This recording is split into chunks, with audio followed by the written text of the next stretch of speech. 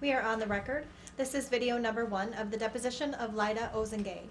This is in the matter of Professional Focus Publications, LLC versus Wauwatosa School District et al. This is pending in the Circuit Court of Milwaukee County, and the case number is 15-CV004750. Well, do you recall having prepared a timeline? Oh, okay. Yes. You do recall that? Yes. And that timeline contained allegations of improper conduct by a fellow teacher, correct? Yes. Okay. And I don't need you necessarily to get into specifics, but could you characterize the term improper conduct as it was raised in that timeline?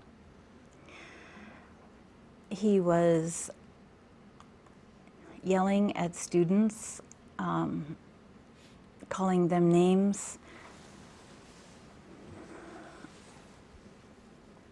targeting them, and making them feel very unsafe in their classroom.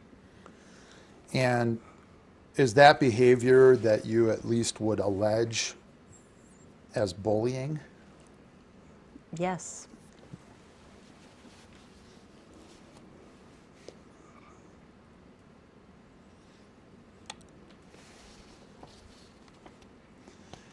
That timeline that we're talking about,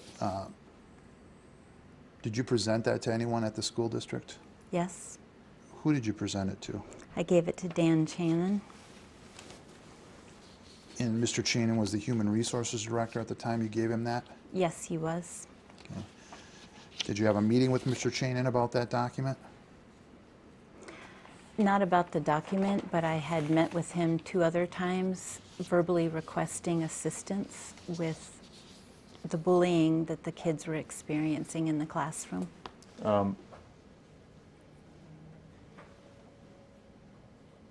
And I'm wondering,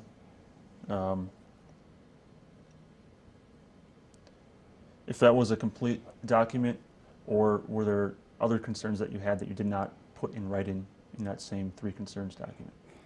I'll object to the relevance. I don't believe that's reasonably calculated to lead to the discovery of admissible evidence in this petition for writ of mandamus. You can answer the question. There was another document that I was thinking seriously about presenting to the district.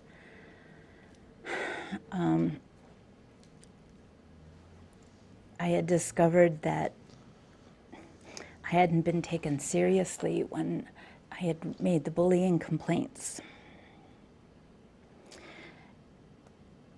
which I wanted to draw their attention to the fact that there had still been kids coming to me crying, and no matter what I had done, talked to Dan Shannon twice, written a letter several times, putting myself in jeopardy, not physically, but emotionally. I still wasn't being taken seriously, so I wanted to address that matter and a 4th concern. But I wasn't, it was hard enough to do the 3 concerns. Sure. When you say you weren't being taken seriously, do you mean that you testified about a timeline that you put together, correct? Yes. Do you mean that the timeline wasn't being taken seriously in your opinion? I hadn't given them the timeline originally. According to district policy, if you had brought up a bullying complaint or a harassment complaint, there was supposed to be an investigation, and then if they didn't find anything with the investigation, they would come back to the complainer and tell them that they had found no basis for fact. And since they hadn't come back to me with the 3 incidents of my talking to them about bullying, I figured that they had followed policy and that they had talked to the instigator, if that's the right word. I didn't know until May of 2013 that none of my reports had been taken seriously. Okay. Um,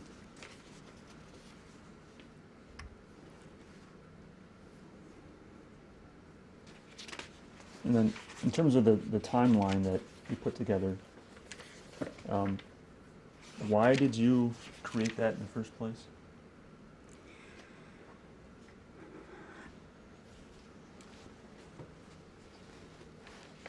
I was encouraged to do that by an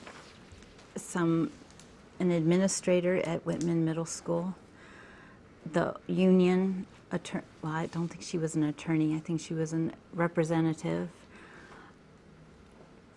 And my own previous, I had been an administrator in a school of music, and so knowing that that was important for me to make sure that I remembered dates and exactly what was said, all of that, so that in a couple of months or years, I could look back and clearly remember what had been happening. I made the timeline to give to the administrators when they would come back to me and talk to me about the bullying that I was seeing in the classroom.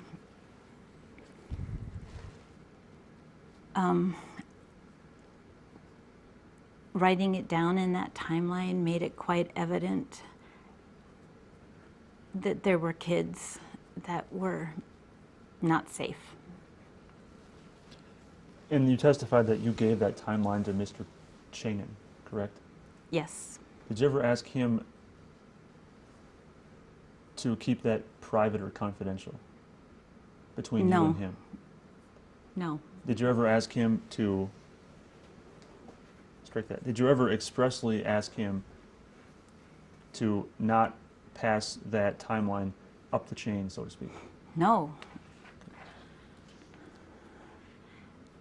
I sent him an email after I gave him the timeline that said, when you are interested in finding out the names of the kids, I have the names. And I might have asked this, but my notes are a little disjointed here. When did you create the timeline? I began February 2010.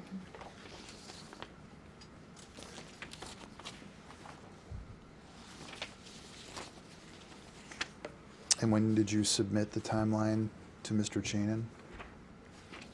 May or June of 2013. You don't remember exactly when? I would think it would probably be June of 2013.